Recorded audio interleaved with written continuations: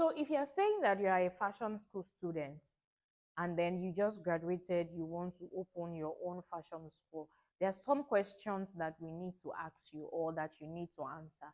First of all is, did you have any knowledge at all before you went to your fashion school? If you didn't have any knowledge at all, how long did you spend in that fashion school? Now that you are a graduate, do you think yourself that you are fully grounded? Because opening a fashion school, this is what that means. Let me break it down to you.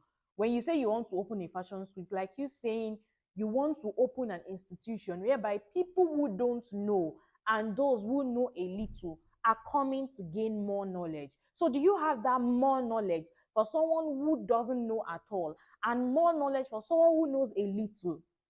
Because everybody who comes to pay for your fashion school have something to learn. They want to gain something. They don't want to hear that thing that they know already. Even if it's what they know already, they probably want to hear it in a different way. So do you have what it takes to impart knowledge to people who would come to you and they might most likely know some little things that you don't know? You don't want to put yourself on, you don't want to shoot yourself in the leg when you have students and the students know more than you. So that's why it's my advice for this topic would be that if you have no knowledge at all before going to a fashion school and you graduate, even if you feel like I have done this, I even graduated as the best graduating student, but can you take time to practice, learn? In fact, offer free tutorials. Now we have a lot of online courses. Offer free online courses. It will help you get feedbacks. When you post your work, you are hearing from others. You see, it is better when you are teaching them for free. They won't attack you so much because they know they didn't pay for it. So if you do something and they are not even satisfied, they won't really be angry. But for someone who will pay you a lot just so that they can be satisfied with the training, you don't want them saying, but you're supposed to know this now. Why don't you know this? Why don't you know this? It's a bad image because eventually when you now get to know it, they will still start looking at you with that eyes that she doesn't know what she's teaching. Okay, so answer that question. And if you have knowledge before and you just, when some people go to fashion schools for different reasons, some of them because they just want to see how the fashion school is set up. So for such people, you already have a knowledge. You just want to see, oh, how do they run the curriculum? How do they break down the curriculum into bits? How do they organize their trainings? That's what you just want to see. Once you see that, no problem. But I'll still say give yourself like a month or two to sit down with that thing that you have learned, see how it applies, put in structures, then you can start yours. But before you start, I recommend that you also join a community of fashion instructors group where at least you will gain ideas on not only how to sew, but also how to teach fashion students. Okay, because it's two different things. You don't want to be frustrated doing something you love doing best. So why you love to sew a lot and you feel, oh, I love to sew and I want to start teaching people, you want to understand what it entails. Like somebody said in the fashion instructors community, she said, when we go to university, there is a course that is engineering, or there's a course that is agriculture, and then there is agriculture education in education. The difference is that they are teaching agriculture for you to know, the agriculture major is for you to know how to be a farmer, how to be an agriculturist. They teach you everything. But the agriculture education is how to teach agriculture. They are two different things. Okay, they are two different things, and we need to understand that as fashion instructors or fashion school owners. Okay, so my answer to this question, no serious answer, but my answer to this question is that yes, you can open a fashion school if you already have an extensive knowledge. Now, I'm not going against, or you can learn on the job. The truth is, even if you say you have an extensive knowledge, everybody is learning on the job gradually. But again, you should also ask yourself, what passion do I have for this? Am I just trying to open a fashion store because I feel, oh, let me make some money?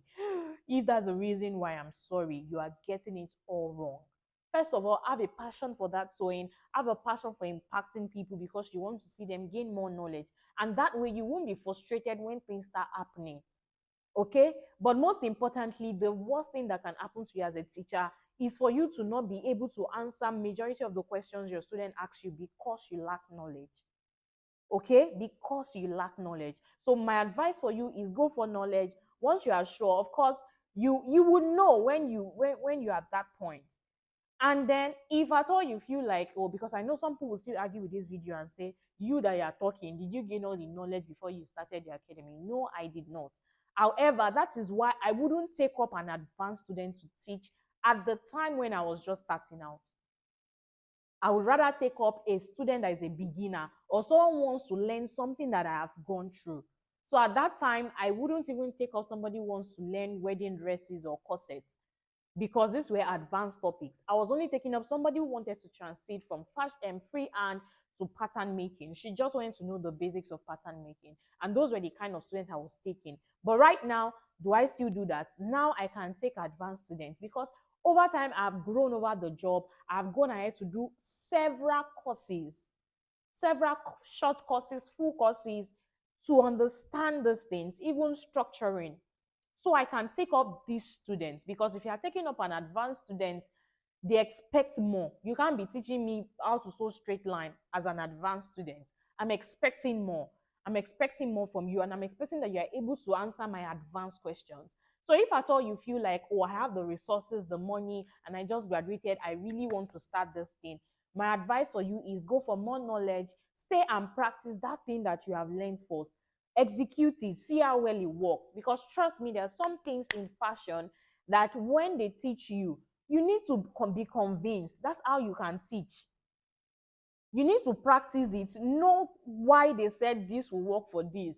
Once you are convinced, you can't just be teaching your student and saying, that's how they taught me, that's how I'm teaching you. That's a wrong way of teaching, please. Okay, so you have to be convinced with the method of that teaching.